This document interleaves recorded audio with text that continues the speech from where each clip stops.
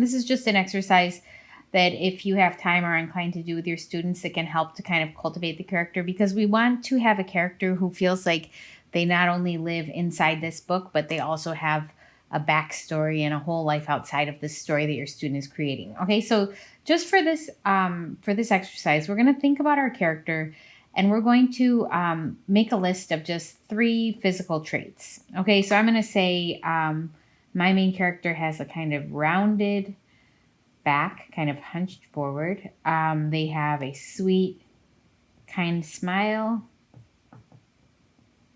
And then they always carry a feather in their hand. Okay, so it could be something about their person, or it could be something physical that they have with them, or something that they embody. And then for moods that are familiar to my character, I'm going to say shyness.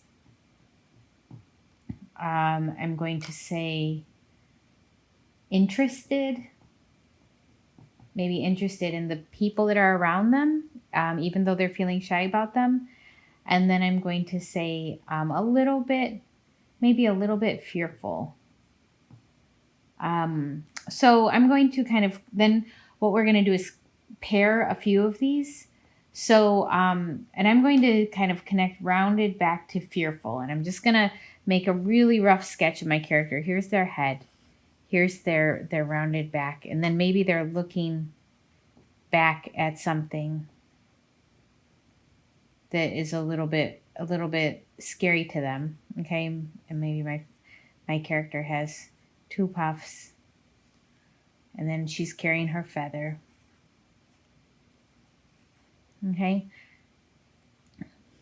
She's got a rounded back. I'm just trying to get to know my character a little bit better. Okay, and the posture can be indicative, what they're carrying can be indicative, and maybe some other characters who get introduced. Okay, I'm not sure what happens with this character yet, but it's good to kind of start to think about putting her in situations to see how she'll react.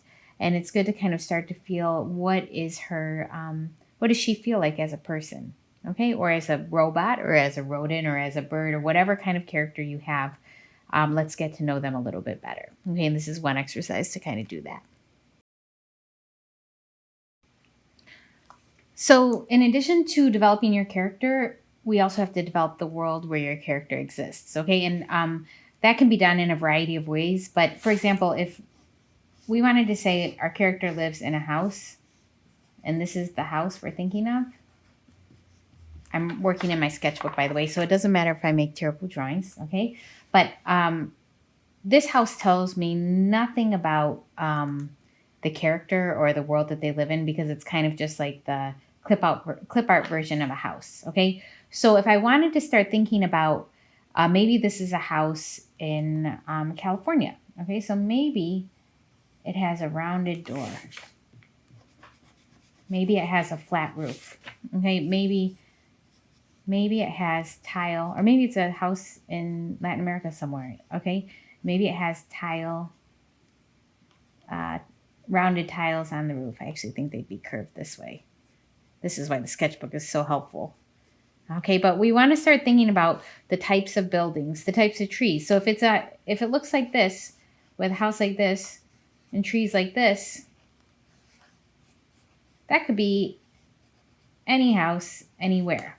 Okay, but let's get specific. Okay, so where is the house? What types of trees are there? Okay, so there's cactus. Okay, so that tells me a little bit more. Okay, so there's no grass. The ground is going to be painted brown, and it's just kind of like sand. That tells me a little bit more. Okay, there's Christmas lights on the cactus. That tells me a little bit more about where I am, what time of year it is. Oh, and it's nighttime out. Okay, so we're starting to think about environment and mood, and we want to just stay away from kind of like the most generic environments. We want to think specifically. One good place to go is on an image search online. I'd like to take you through a little storyboarding exercise. Okay, so this is going to be for the minimum size. So this is like the 12-page minimum size of the book. So that means that's from this book dummy that we already talked about, where the first page is the first page we're not doing anything on is X. That's the inside cover. and then page 1. You'll see when you open up this sheet that says storyboarding exercise, there's a place to label the pages. So this is page inside cover. I just put X and 1, and then 2 and 3, pages 4 and 5, pages 6 and 7, pages 8 and 9, pages 10 and 11, then page 12, and then this is the inside cover in the back. Okay, so basically your students here, this is a place for them to kind of map out the rhythm of their story. Now, in the beginning, the drawings are going to be super rough, because really what you also want to have a sense of is how is that student going to pace out their story. Where are they going to have their spots? Where are they going to have their single page illustrations? Where are they going to have their double page spreads? So this is just nice and sloppy so that I know that I'm going to be able to do as many of these as I need to. So I'm writing out 12, 13, 14, 15, 16, 17, 18, 19. And obviously each student can make as many of these storyboards as they need to, but it's a place to get out the rough idea of the story. Now, once they're done with their first round of storyboarding, I'm going to kind of talk you through the next step.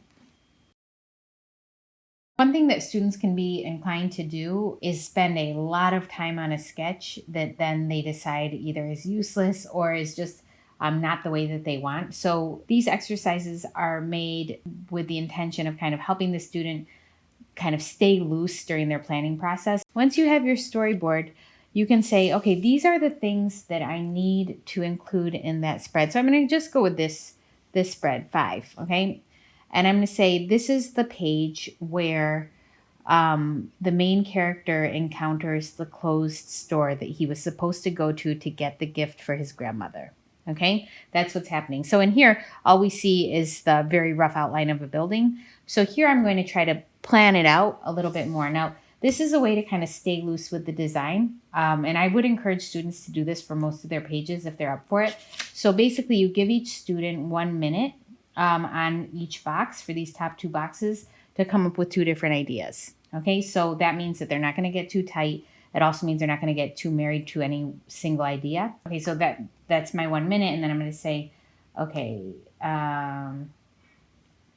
here's my main character, closer up, reaching for the doorknob, noticing that the sign says closed, and in his mind, I'm going to kind of put a thought bubble kind of around his shoulders, is his grandma. Okay, so those are 2 really rough sketches of the same idea, or kind of developing the same idea. Now, I would give the student 5 minutes to kind of choose between those 2 or combine them in some way and add on and develop it further. Okay, so next I might do something like, okay, I do like the idea of having him with his grandmother, thinking about his grandmother, but I might need to combine these 2 ideas. So maybe that's going to work a little bit better compositionally, okay, and show a little bit more about why he's feeling so sad. And then I would maybe also kind of make this character who's going to help him come a little bit closer. Okay, I've got a little bit more space in this box to develop it a little bit more. Also, I have these 2 rougher ideas from before. So I would say this is an exercise you can do, and you may want to show the students just how rough the drawing can be. We really don't want to develop the drawing. We just want to develop the idea. Once you've settled on your composition, once you've settled on the narration, what's happening, then go to your paper and draw it out a little bit more completely. So when you take it to the finished art, you'll be ready. One way to think about it as your student is planning out their book is, again, kind of with the book dummy, if they have this by their side, this is just a mini one just to kind of refer to, again, just paper folded in half and stapled. But maybe they're thinking, oh, I'm going to make a title page here and I'm going to put a little image. I'm going to start out with a double page spread. Big impact. Then I'm going to go to a single page illustration. Then I'll have a few spots of just my character doing 3 different things in their day. Okay, no background.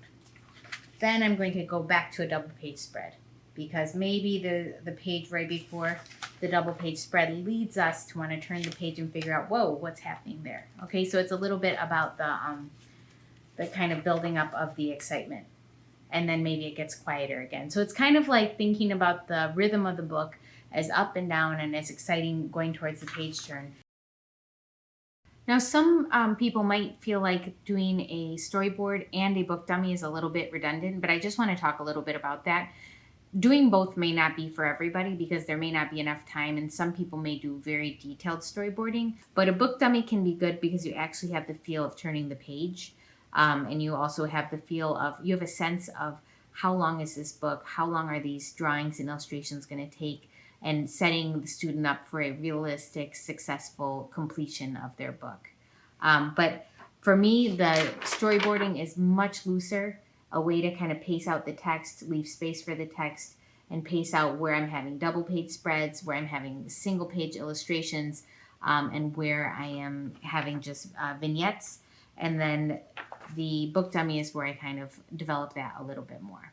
Okay, you may choose to do one or the other, but that's the way that I find to be most effective for me.